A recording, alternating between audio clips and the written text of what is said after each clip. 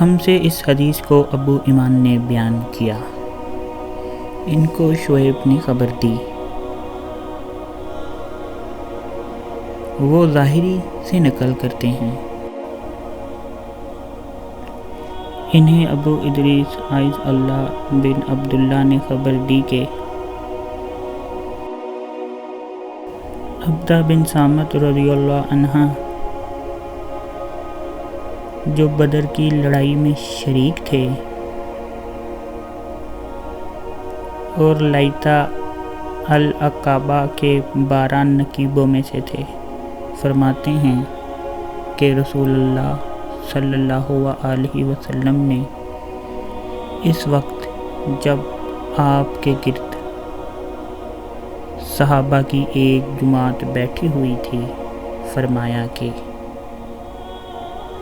مجھ سے بیعت کرو اس بات پر کہ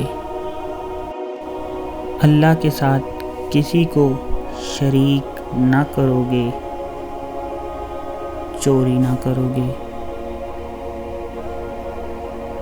زنا نہ کرو گے، اپنی اولاد کو قتل نہ کرو گے اور ناعمدہ کسی پر کوئی ناحق بہتان نہ باندھو گے اور کسی بھی اچھی بات میں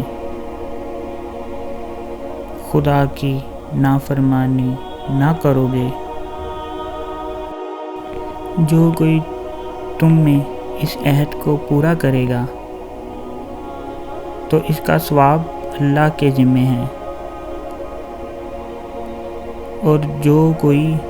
ان بری باتوں میں سے کسی کا ارتکاب کرے اور اس دنیا میں اسلامی قانون کے تحت سزا دے دی گئی تو یہ سزا اس کے گناہوں کے لیے بدلہ ہو جائے گی، اور جو کوئی ان میں سے کسی بات میں مبتلا ہو گیا اور اللہ نے اس کے گناہ کو چھپا لیا تو پھر اس کا معاملہ اللہ کے حوالے ہے،